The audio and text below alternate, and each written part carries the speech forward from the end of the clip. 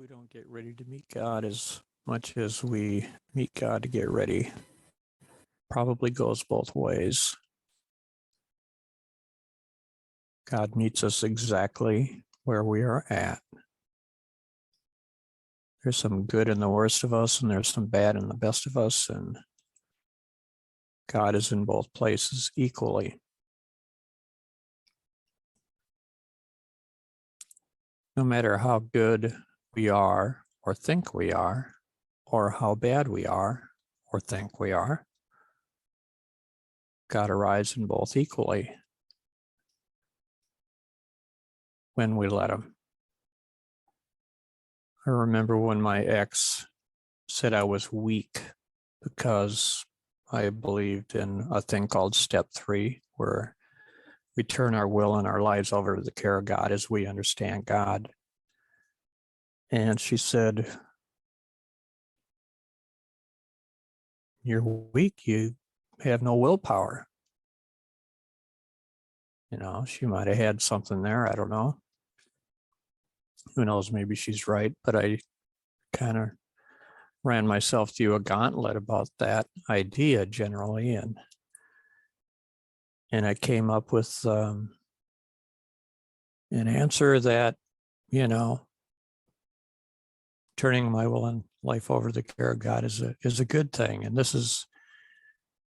it preceded my sobriety. It preceded my marriage, and relationships, jobs, etc. And it even survived the dark night of the soul. But I asked her at that point, this isn't about a he said, she said thing. This is just a general principle. I asked her how many times she got drunk. I knew the answer already, And she said, "Well, once." And I said, "Well, what'd you do?" She says, "Well, I quit. Because I've got willpower. I could just quit." And I said, "Well, I had willpower too. I got drunk and got sick thousands of times and didn't quit. So it sounds like you had a lack of willpower in your life, and that I had lots of willpower. So it's all about what we do with it." I think Solomon asked for wisdom. He thought outside of himself. He considered that wisdom could be something he had to ask for, kind of like the serenity prayer. It's a gift. Serenity is a gift. So is wisdom. So is courage. Or at least it can be. God, grant me the serenity.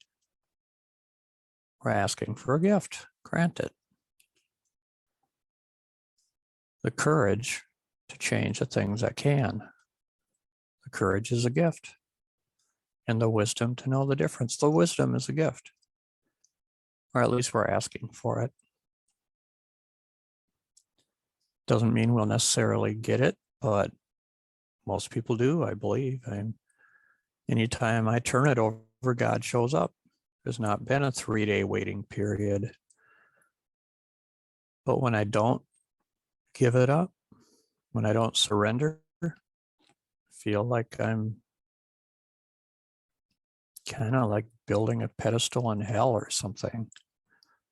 It's usually a painful ordeal when I don't let go and let God. But as always, take what you like and leave the rest. And as always, remember to tell 3 people a day that you love them. Because if you don't, you're probably wasting a day of your life, and don't do that. It's why we are here, to love one another. God is love. If it ain't about love, it ain't about God.